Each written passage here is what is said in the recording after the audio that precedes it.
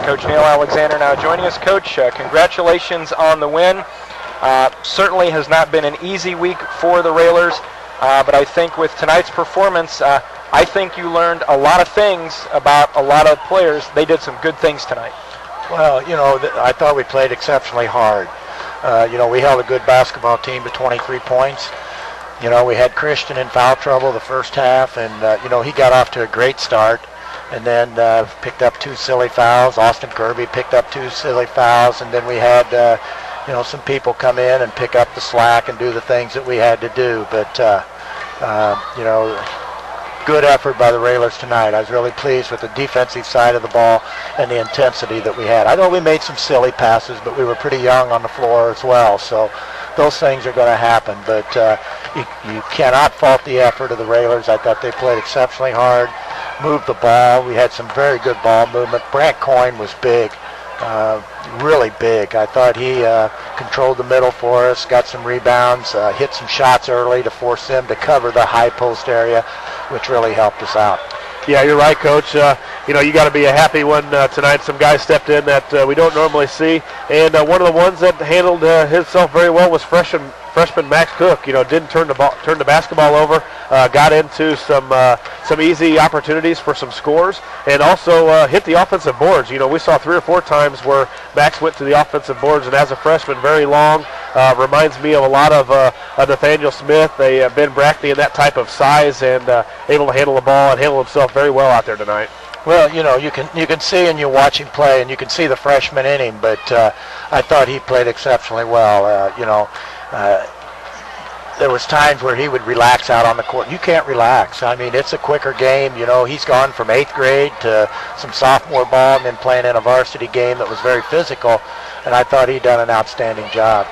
Coach, we talk about the early start that the Railers got off to, a 7-0 start. Christian got into the foul trouble. Jacksonville got their 3 points in the first quarter, made it 7-3. Then the Railers went on that 14-0 run. How important was it for you and the coaching staff to hope this team would get out to an early lead and just relax after everything that's gone on this week and just play the game, don't worry about anything else, just worry about being on the court?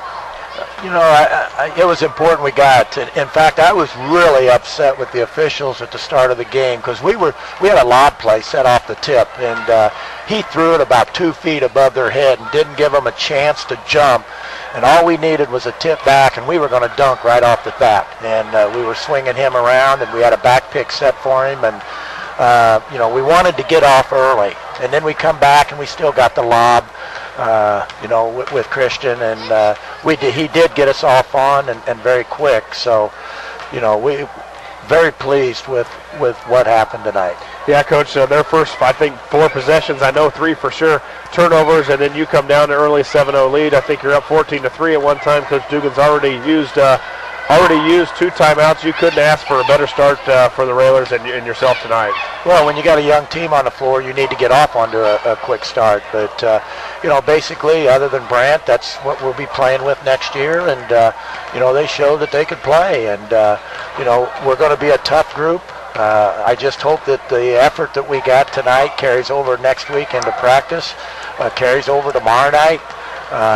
Because anytime you go on the road in the Central State 8, I don't care who you're playing, you better be prepared to get after it. And Taylorville will be a very physical team, and, we'll have to continue to play like we did tonight, or, tonight meant nothing, going down to Taylorville and have to battle them. You talked about your ball movement tonight during the game, and it looked like it really wore down Jacksonville. You saw them subbing. It looked like they were subbing people they didn't really want to sub in. Lonergan wasn't handling the conditioning out there very well. The ball movement and the patience by the Railers was something we haven't seen for a while. Well, we moved the ball. We needed long possessions, but we also, I thought defensively, our goal was to make them play on the floor, and our kids done a great job of making them dribble and pass and dribble and shoot. We lost Dugan. I think it's Peyton Dugan, number 13. We lost him a couple times, and, he's going to be a great shooter, but you just can't let him set and shoot. You got to make him drive it, and for the most part, we found the shooters, and we made them play on the dribble or on the floor, and that makes our defense a whole lot better. Coach, again, talking about the defense, and when a team only scores 24 points, it's easy to talk about the other team's defense. Third game in a row that the Railers have not allowed an opponent, single player, to score in double figures. So that's showing that you know the players going in that you have to stop, and you're not letting them get off to a good start. You're finding the players that can hurt you because you're keeping everybody in single figures. Well, I really think that we haven't played our best defense. I think we've had spots where we've played very good defense, but to play for 32 minutes and really get down and dirty and, you know, get after loose balls, and, you know, I thought we were very active on the boards after loose balls. There, the first half, I think we got most every one, and we talked hard about the mental preparation. Is if you're mentally prepared to play, that's what happens. You get those loose balls, you make shots, you make defensive plays if you're ready to play, and I thought every one of our kids came tonight to do that. Yeah, we did the little things. Forced 20 turnovers for Jacksonville. We beat them on the boards 27-18, and we scored points off turnovers, 26 for the Railers, 10 off Jacksonville. Coach, another W, but don't rest too long. We've got Taylorville on the road tomorrow night. A different start time, something throw a little wrinkle into it. A 5 o'clock for the sophomores, a 6:30 for the varsity.